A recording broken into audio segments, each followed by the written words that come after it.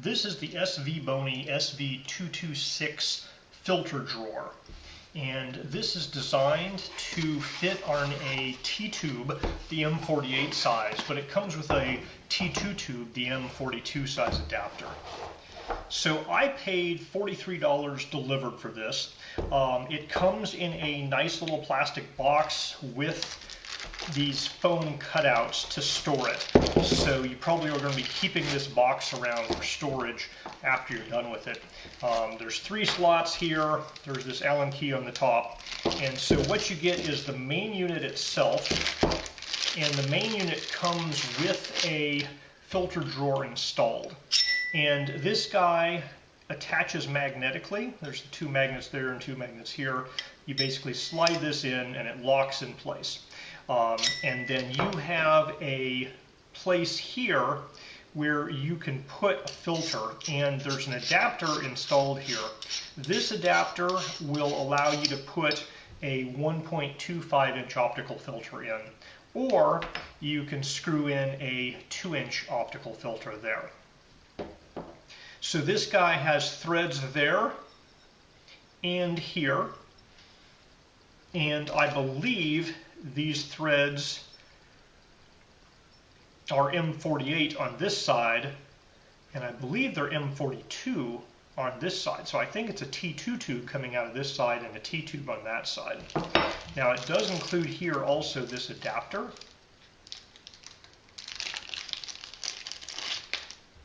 And so this adapter can screw inside of the M48 side, and it will convert that down to an M42.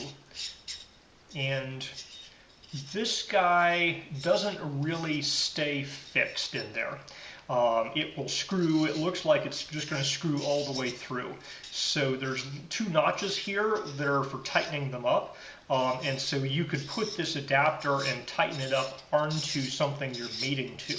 It's onto the T2 connections, the M42 connections, and then you screw this onto it. However, you should know that whatever you screw this onto, it's going to basically just keep screwing in as far as you can go. So if you have a really long set of threads, you could theoretically screw this into the filter area. So this may not stop screwing where you want it to. Now they do include a second holder here, and so the second holder is basically exactly the same as the first, and this would allow you to swap out between 2 different filters, so you don't have to unscrew anything to change filters. And so, I mean, obviously you can change filters by screwing and unscrewing, but this way you can have 2 filters ready to go and flip back and forth between them very quickly and easily. This guy here is just a handhold to make it easy to pull out. You can also grab, it's nicely knurled all the way around, so you can grab that and pull it in and out, or you can use this to hold it, to pull it in and out. So the reason I purchased this is I have an f3.3 focal reducer for my telescope, and that reduces the back focus distance significantly. So much so that I can't put my micro focuser in the back there. So I have to screw my camera basically directly to the back of the telescope. And I wanted a way to have my 2-inch filter, my dual band filter, in that optical path. Now this guy is still adding a decent amount of back focus, so I'm not 100% convinced that I'll be able to pull focus with this guy in the optical path, because it's with the f3.3 focal reducer, things get really tight. But we're going to give this a shot tonight and see how it works. The total width of the filter drawer here is 21 millimeters. So this included Allen wrench appears to be to tighten that grub screw. So it looks like if you really don't want your filter to move, after you insert it, there's a little notch in there.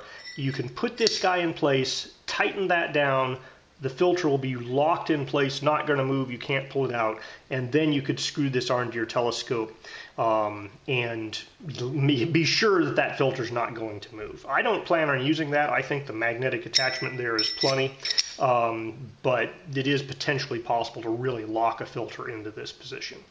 So on the back of the telescope, the first thing that goes on is this Meade f3.3 focal reducer. And that has SCT threads on the back as well. So I need SCT to M48 adapter to put that onto the filter drawer. Normally you might have one that allows you to rotate your camera, but that has too much back focus distance, and so it didn't work for me. So I'm using this guy here to go from SCT to M48. And normally I would actually screw the camera right here. So I'm going to be putting the camera 21 millimeters farther back than I would normally use, and hopefully I'll still be able to adjust focus with that. Alright, so now the M48 side of the filter drawer goes on here, and I have no real control over which way it's facing, but it's currently facing me, so yay, I guess. And then the camera is hooking up to the M42 side over here, so I'm going to need my T2 to NEX adjustment ring for that one. So this is my T2 to Sony E-mount or NEX adapter here.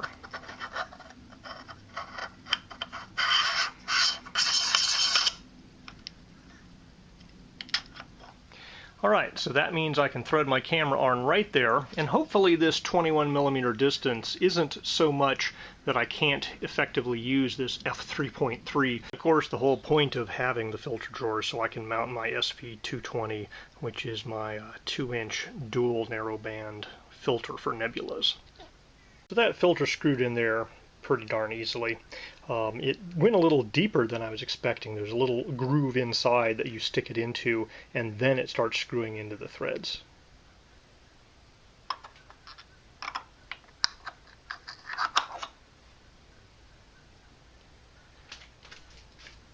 Now this little grub screw is theoretically possible to access as long as my camera's not mounted back here. So I could theoretically tighten that in and really lock that filter in. You know, maybe if this thing was pointing straight down I'd worry about that, but those two magnets felt pretty darn strong. I don't think that's going to come off. You know, it's going to take a pretty big pull to pull that out. I don't think it's going to pop off just due to a little jolt of moving the telescope around. I've been able to pull focus without the filter adapter in this path. I couldn't pull focus with this guy, which is a 48 to NEX, but it's kind of a wide one. So it's going to be tight. I'm not certain I'll be able to pull focus or not with this. We'll see what happens. Alright, I was able to pull focus with the extra filter wheel in there. The first night I tried, clouds popped up. The second night I was having a little trouble with tracking, so I had to do 5-second exposures instead of 10-second exposures, which is what I normally do, to get the stars not having trails. This is an unguided scope currently, so you get what you get.